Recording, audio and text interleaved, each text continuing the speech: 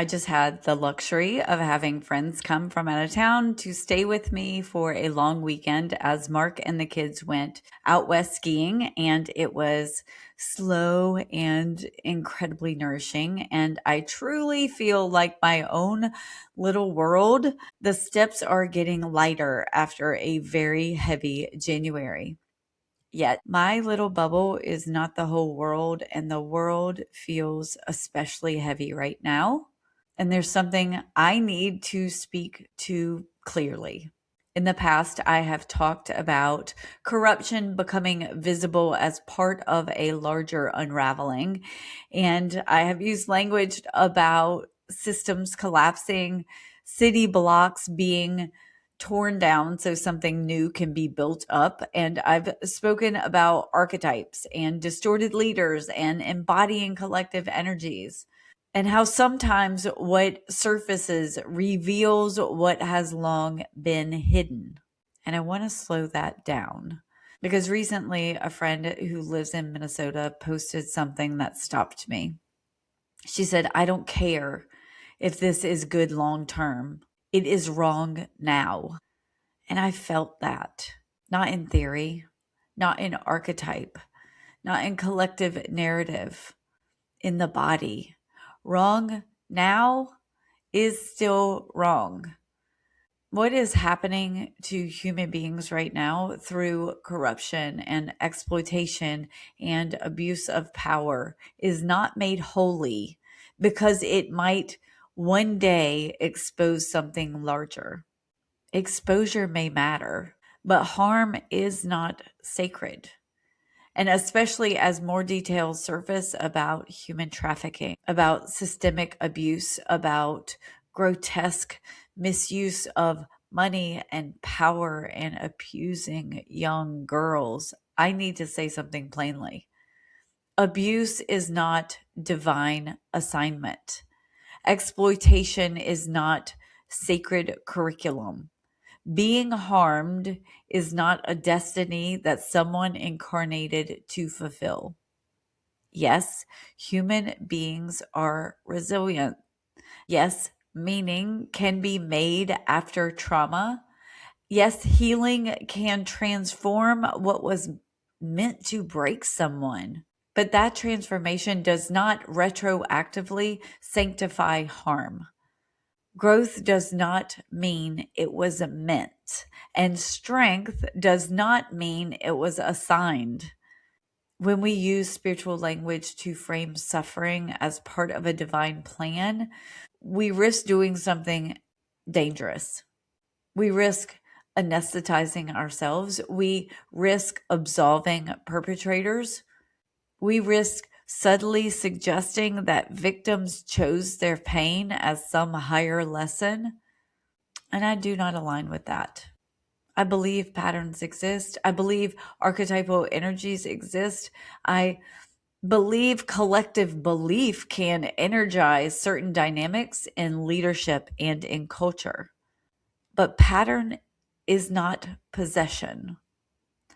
I want to use something a little lighter to talk about this, but when your child is sitting for a test and 2/3 of the class is cheating, you hope that they step outside of that pattern, that they use their choice, that they choose integrity. And if you have been a parent, you have been confronted by the opposite, where the child says, "But so and so was doing it." But we have authority and we have choice. Pattern is not possession. Archetype is not destiny. Understanding a pattern does not excuse participation in it. No one is trapped inside of a role. To exploit is a choice. To traffic is a choice. To abuse power or abuse people is a choice. To knowingly not report it is a choice. And those choices carry responsibility. When we zoom out too far, which is something I am guilty of often, when we zoom out too far into collective karma, into divine unfolding, into cosmic narrative, we can blur the line between exposure and endorsement. We can start to say, this had to happen. And that is where spirituality becomes bypass. There is a difference between saying something can be built after collapse and saying collapse was necessary, especially when that collapse includes real bodies, real children, real trauma. Wrong now is still wrong now. And I want to speak to something else very clearly. Sometimes when harm happens, especially in childhood, anger is not available. Grief is not available. A child cannot afford rage. Anger can threaten attachment. Anger can threaten their safety. Anger can threaten their survival. So the body does something brilliant. It protects, it numbs, it adapts. It says, I'm fine. And that protection can last for decades. So if you never felt anger about what happened to you, that doesn't mean it didn't matter. It may mean that your nervous system did exactly what it had to do for you to survive. And if somewhere along the way you were taught that your anger is low vibrational or unspiritual or a sign that you haven't healed, that may have buried it deeper. So I want to say this. Anger is not regression. Anger is often the body reclaiming boundary. And if it never came because it never felt safe, that makes sense too. You do not have to call your suffering sacred in order to be whole. You are allowed to say it was wrong. There's another layer here that I have been thinking about. Many of us were raised inside of a story that the crucifixion was always the plan, that suffering was required, that violence was necessary for redemption. And I want to approach that gently because when we internalize that idea that divine love required execution, that redemption required brutality, it can shape something deep in us. It can quietly reinforce the belief that harm is part of God's design. But what if the sacred part of the story was not the violence? What if the sacred part was the embodiment, the compassion, the presence, the refusal to abandon love, even in the face of power?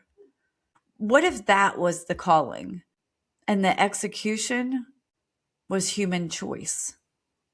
It was political power protecting itself, religious fear protecting itself, empire protecting itself. What if we have confused prophecy with requirement? What if we were told a story in a way that made violence feel inevitable and therefore sacred, instead of seeing it as the result of human fear and power? Because when violence becomes part of God's plan in our theology, it becomes easier to accept violence as part of destiny in our psychology. And that matters. Because if everything is meant, then nothing and no one is accountable. I'm not interested in dismantling faith.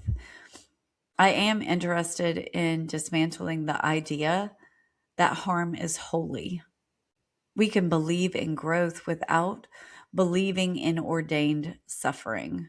We can believe in awakening without sanctifying abuse. We can understand patterns without surrendering moral clarity. And maybe this is where I land. If you cannot access your anger right now, that makes sense. If your body had to bury it to survive, that makes sense. You're not behind. You are not broken. You are not less evolved. But for those of us who can feel anger, When we see exploitation or trafficking or abuse of power, we do not need to suppress it in the name of spirituality. We can let it clarify us, not into hatred, not into vengeance, but into boundary, into protection, into insistence. We insist that exploitation is not destiny. We insist that power misused is choice. We insist that no archetype absolves a human being from responsibility, because what we have in this world is each other, not a cosmic bypass, not a mythic narrative, each other, flesh and bones. And if spirituality means anything, it must include protecting the vulnerable and refusing to sanctify harm. We grow from what wounds us, but we do not call the wound holy. Wrong now is still wrong. And love, real love, does not require violence to prove itself. Harm is not destiny. You are not prescribed a course in pain. You may walk through it. You may learn from it. You may grow from it. But the pain was not the plan. Thank you for putting on your boots and walking through a bit of a heavier conversation with me. I hope you feel seen, either in your hurt or in your anger. I hope you realize that what happened, though it may reveal something, was a culmination of choices. Each and every one of the perpetrators, the pedophiles, the abusers, the traffickers, or those who sat by and watched, they had choice. And collectively, what we have is voice. To not further persecute victims by saying it was the divine plan, but by holding those who made those choices accountable. I know this was a bit of a heavier one, but as I am one who has zoomed out far too often, I wanted this week to draw in a little closer. So thanks for walking with me. I love you. Have a great week.